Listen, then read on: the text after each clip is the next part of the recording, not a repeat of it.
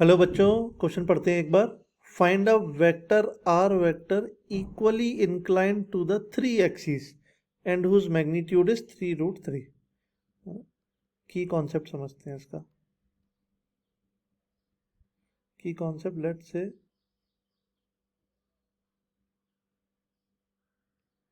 ये जो वेक्टर है आर वेक्टर, ये रहा आर वेक्टर। तो जो एक्स एक्सिस से एंगल है, जो वाई एक्सिस से एंगल है और जो जेड एक्सिस से एंगल है, तीनों एंगल कैसे हैं? बराबर है। अल्फा बीटा गामा कैसा है? बराबर है। तो अगर हमको ये समझ में आता है क्वेश्चन पढ़ के, तो हम की कॉन्सेप्ट बहुत जल्दी समझ सकते हैं। की कॉन्सेप्ट क्या है कि आर वेक्टर, कोई भी वेक्टर का जो डायरेक्शन कोसाइंस होते हैं, डायरेक्शन कोसाइन क्या होते हैं? Cos alpha, cos beta, cos gamma. These are the direction cosines. और हमको पता है cos square alpha plus cos square beta plus cos square gamma किसके बराबर होता है? 1 के बराबर होता है। अब क्वेश्चन को सॉल्व करते हैं।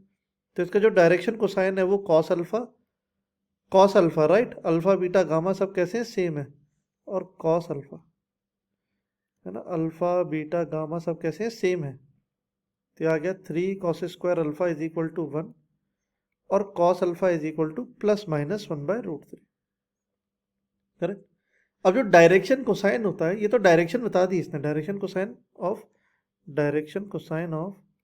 आर वेक्टर इज 1/√3, 1/√3 और 1/√3, या फिर -1/√3, -1/√3 और -1/√3, है ना। मैंने ऐसे ब्रैकेट में लिख दिया ताकि कंफ्यूजन नहीं हो दो में।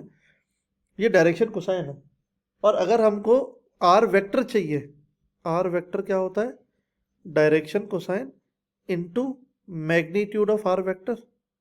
देखो, आर वेक्टर आ जाएगा हमारे पास, मैग्नीट्यूड से मल्टीप्लाई करेंगे, मैग्नीट्यूड इज 3√3, तो ये बनेगा vector 3i cap plus 3j cap plus 3k cap.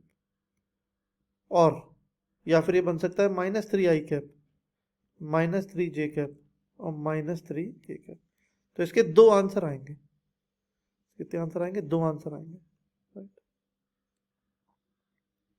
Thank you.